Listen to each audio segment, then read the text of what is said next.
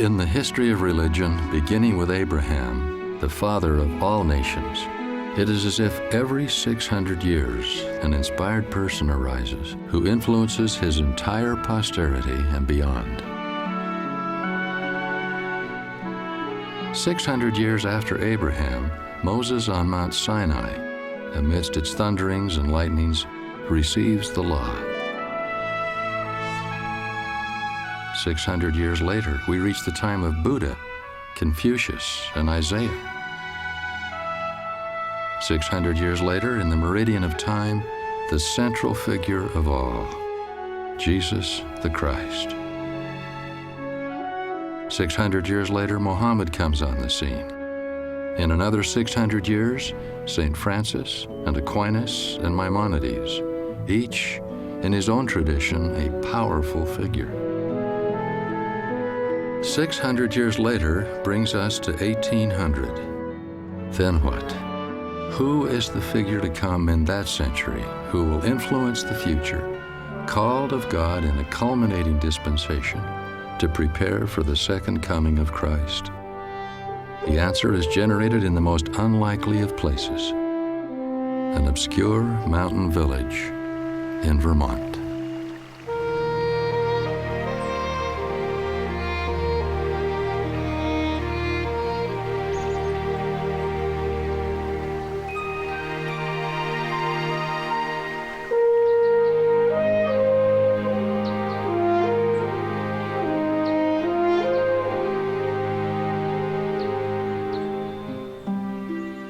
Solomon Mack was the grandfather of Joseph Smith, the father of Lucy Mack Smith, and the owner of this entire farm, as it was then 100 acres. He was a man of fortune, a man who served in the French and Indian Wars. We're talking about a time only 20 to 25 years after the American Revolution.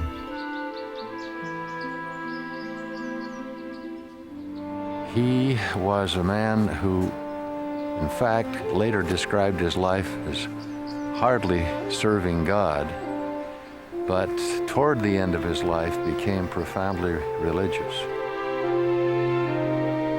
Vermont was, in the perspective of America, one of the states that became the patriot state in supporting the Revolution. And Joseph Smith would have grown up conscious of his grandfather's service. This, I think, is the seed of Joseph Smith's commitment to the Constitution.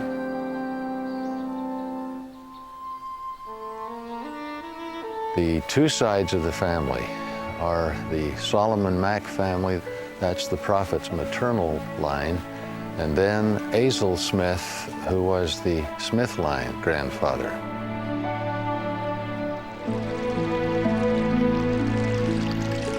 The Vermont winter is cold and long, and the snow at its peak could drift 15 feet.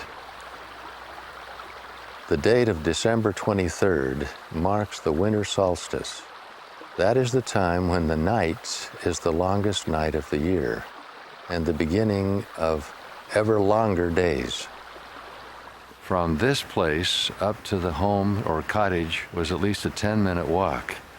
And on that morning of December 23rd, 1805, one wonders if the mother of Lucy went to help her.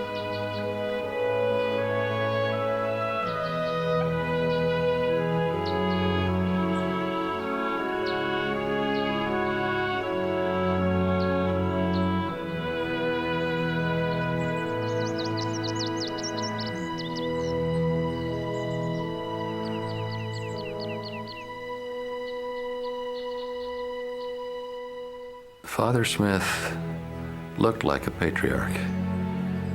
He was tall, over 6'2". So were the others remarkably tall, and very physical and strong.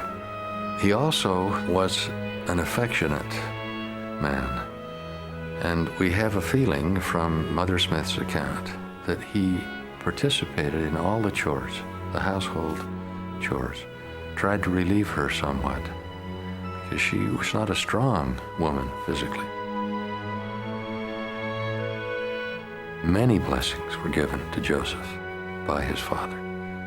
And he not only recorded them in the formal sense, but he wrote them on his heart.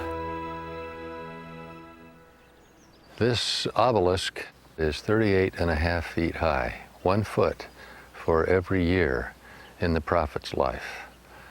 It's been here 100 years, erected to celebrate the 100th anniversary of the prophet.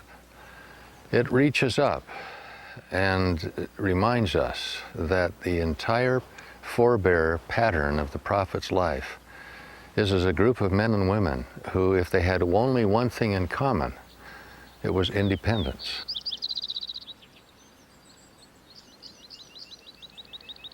There's a Jewish legend that a rabbi's son was criticized because he was not like his father. And he replied, "I'm exactly like my father. He did not imitate, I do not imitate."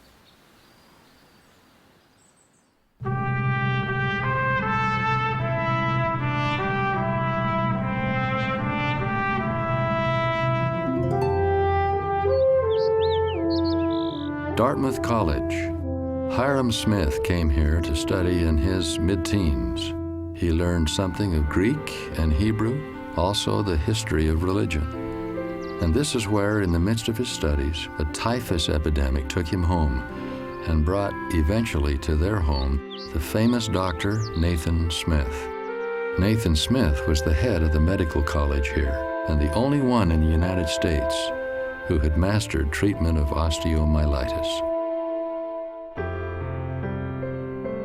When Joseph was 7 years old, he, with many others, developed infection, typhoid, which started in his shoulder, but it's really osteomyelitis, and eventually settled in his left leg. It became so serious that the doctors, at least one doctor, recommended amputation. And Mother Smith begged and pled that they try anything before that. In the meantime, he had been in such pain for a period of 2 weeks that his brother, Hiram, stayed almost around the clock at his side and held the leg and lifted it and massaged it, trying to relieve the pain. The decision was made to do surgery, and of course with no anesthetic. And now the mother pleads to be with him, and he says no. The mother pleads that he take something, perhaps as the doctors wanted to do. Liquor, he said no, and asked only that his father hold him, and assured his mother, "The Lord will help me." So they actually made an 8-inch incision and went in literally with drills and cut out from both sides of his leg the infected bone in pieces with forceps. Now, after that, he had some pain, and for more than 3 years was on crutches. And the rest of his life, he had a limp. Out of that, much has been written of his youthful faith. The Lord will help me. It tells us of his bonding with Hiram, who from that point was close to him in every event pertaining to the church, hardly ever separated in their lives until the end. Section 19 of the Doctrine and Covenants, in which he is told from on high by the Savior himself that he, even God, had suffered. And we're talking here about Gethsemane, but climaxed on the cross. It says, "I suffered, both body and spirit, and bled at every pore, and would that I might not drink the bitter cup. Nevertheless, glory be to the Father, I partook." I believe Joseph felt in his heart two things. He felt that his own endurance had been through the strength of his father with him. But secondly, he understood more than most, even in our generation, what the Savior went through, both temporally and spiritually. And that brought him a kinship and a compassion that lasted through his entire journey of life. One of the things that's absent from any account of Joseph Smith's life is melancholy, or what we would call depression. There is no despair. And even in the most radical setbacks, when you would say everything is lost, the cause is hopeless, he still is ebullient, he still is cheerful, he's still full of hope. In the last spring of his life, that's 1844, there's tension, and he's having all kinds of pressures. And Parley P. Pratt comes home from being away a long time.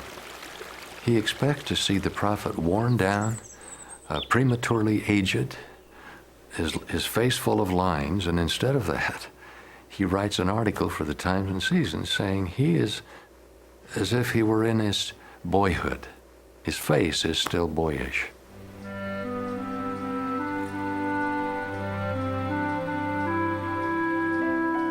Mother Smith says of Joseph that of her children, he was the least bookish, but the most inclined to meditation and deep thought.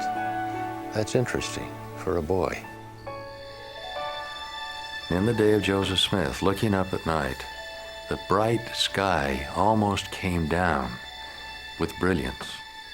And when he looked up at that, he tells us in his own writing, his heart exclaimed,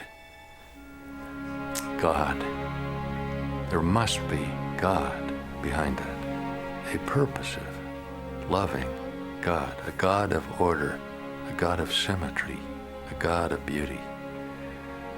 So that's the beginning. Now, when he receives by revelation the knowledge from Christ himself that, to quote, he that ascended up on high descended below all things, in that he comprehended all things, that he might be in and through all things the light of truth.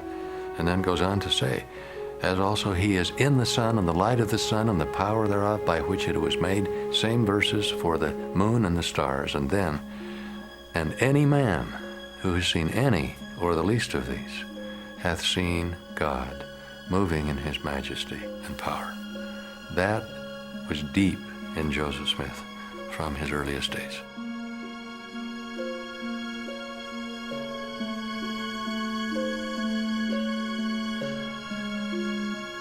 A poet has said, we are to worship the Lord in the beauty of holiness. And I'm convinced from other reading that there is a certain holiness about beauty, and that Joseph early became aware that true beauty is associated with holiness and vice versa. Each of the most significant events in the life of Joseph Smith are surrounded by natural beauty. Here is the beginning point, a magnificent, natural, sequestered environment. But each succeeding event as we go along likewise is surrounded. I believe one cannot have beauty without a sense of holiness, and I believe the reverse, that true senses of the sacred are beautiful and bring us into kinship with beauty.